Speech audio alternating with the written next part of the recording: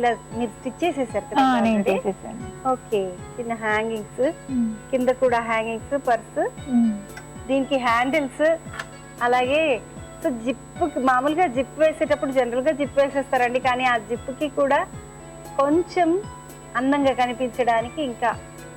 Okay, so లోపల ఎక్కువ general గా ఇలాగే వేసారండి, క్లాత్ వేయకుండా? క్లాత్ వేయదు, ఓహో, దీనికి ఇంకా హెవీ అయిపోతుంది అనమాట. సో ఆల్రెడీ ఇది కొంచెం వెయిట్ గా ఉందండి, అలా వేస్తే ఇంకా హెవీ అయిపోతుందని వేయలేదు.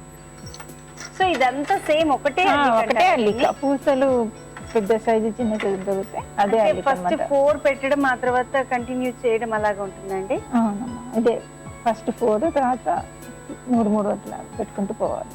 సో నిజంగా ఇది చాలా బాగుందండి. దీనికి బెల్స్ కూడా ఉన్నాయి, దాంట్లో బెల్స్ వచ్చాయి, దీంట్లో కొంచెం కలర్ పూసలు వచ్చాయి. ఇంకా మన క్రియేటివ్ ఎట్లయినా మనం చేస్తాం, సో అది మన ఇంట్రెస్ట్ ని బట్టి ఉంటుంది. సో ఇది కూడా చాలా నీట్ గా ఉందండి. అది కొంచెం హెవీగా ఉందండి, మనం ఇందాక చూసింది. ఇది చాలా లైట్ గా ఉంది. లైట్ గా ఉన్నా కూడా అలా హ్యాంగ్ అవుతూ ఉంటే ఏదైనా కళ్ళకి, సో ఇది నిజంగా చాలా బాగుందండి.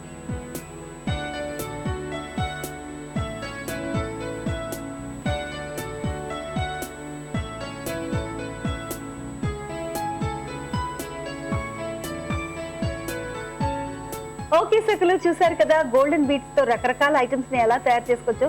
ఫస్ట్ అయితే కీ చైన్ చాలా బాగుంది కదండి. కీ చైన్ మాత్రమే కాదు, ఇలాంటివన్నీ కూడా ట్రై చేయండి. ఓకేనా, ఆల్ ది బెస్ట్, నమస్తే.